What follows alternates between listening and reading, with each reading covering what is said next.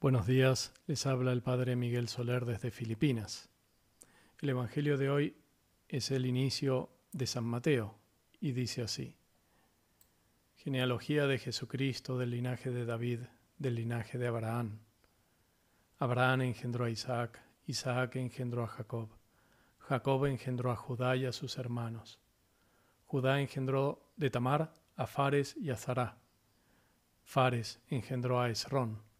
Esrón engendró a Harán. Harán engendró a Aminadab. Aminadab engendró a Naasón.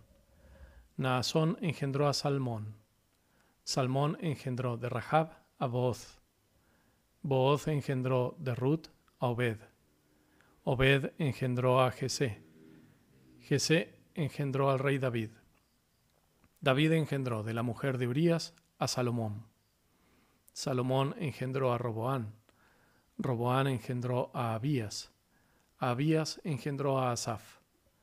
Asaf engendró a Josafat. Josafat engendró a Jorán. Jorán engendró a Ocías.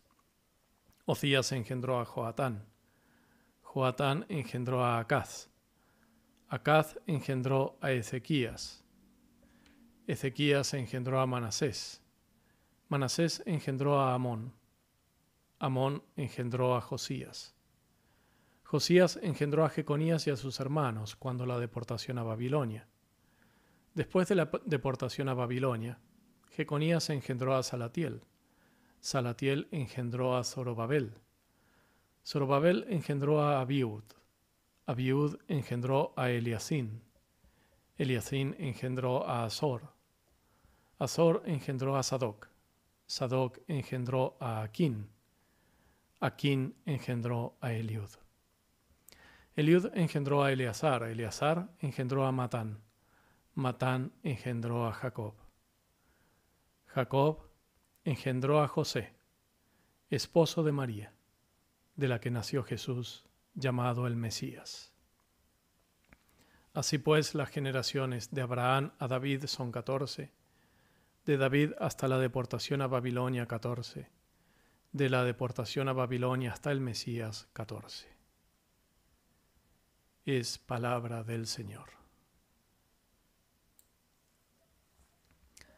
Tenemos en el Evangelio de hoy esta genealogía según San Mateo, que puede sonar tan monótona.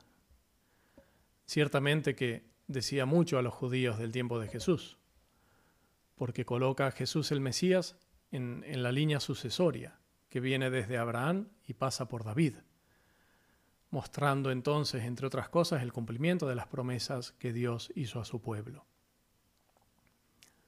Pero este texto tiene mucho para decirnos a nosotros también hoy. Hay otro modo de leer la primera expresión de este texto del Evangelio, del inicio del Evangelio de San Mateo. Un modo que es más amplio y más profundo a la vez. En lugar de decir genealogía de Jesucristo, la traducción sería así es la generación de Jesucristo. Es decir, explicando cómo fue esa generación, ese origen de Jesús. Es decir, sí, con una línea de ascendencia legal que hace a Jesús hijo de Abraham y de David, pero con un origen real que es totalmente inusitado, inesperado. Después de repetir 39 veces el verbo engendró, llega hasta José. Y sorpresivamente para todo el que lee o el que escucha, ya no dice de el que engendró, sino dice José, el esposo de María, de la cual nació Jesús el Cristo. Es decir, ahora estamos aquí ante el misterio. En los versículos siguientes explicará cómo sucedió este misterio, cómo fue por obra del Espíritu Santo. Pero aquí muestra con muchísima fuerza cómo es esa irrupción del misterio divino en medio de las vicisitudes humanas.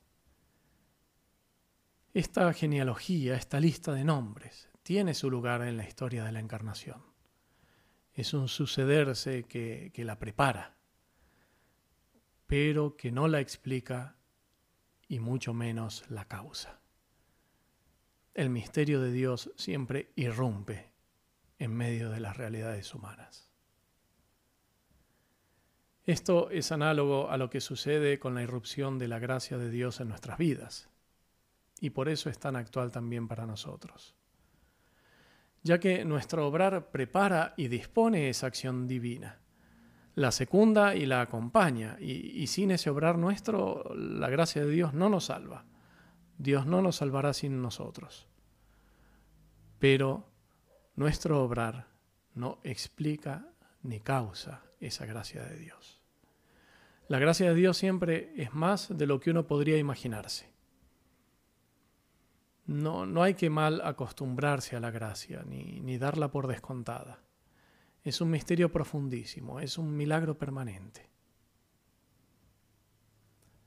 Y hay otro aspecto de esta historia que nos muestra cómo son los caminos de la providencia de Dios. Seguramente es lo que vio San Agustín cuando, a la conocida frase de San Pablo, todo coopera para el bien de los que aman a Dios, él agregó, incluso el pecado. Ya que en esta larga lista de nombres hay justos y pecadores, hay inocentes y penitentes, hay piadosos y hay impíos también. Y lo que sería un escándalo para muchos judíos, hay sangre hebrea y también extranjera. Pues bien, todo eso es retomado, asumido en esta historia de salvación. A todo supo Dios encontrarle un lugar y transformarlo para bien, sin que por ello nunca se pueda confundir el bien con el mal. Pues bien, eso mismo puede hacer Dios en nuestras vidas si disponemos bien nuestros corazones para recibir a su Hijo. Que la Virgen nos lo conceda.